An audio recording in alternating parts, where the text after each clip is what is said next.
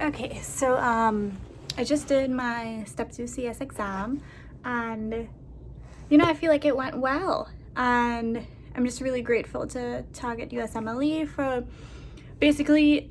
I felt like I knew the information, but as far as how to organize everything, I wasn't really sure about. So I got the program 3 days before my exam, which is not the best idea. You should get it earlier, but it helps so much in just being really confident, and then at every station I could just know what mnemonics to use instead of just trying to figure things out at each case. So I think it was really helpful because I had bought videos before that would kind of show just each case and how to do the exams, but I feel like TargetUSMLE gives you like an algorithm, so no matter what the case is, no matter who the case is, you know what to do for every case.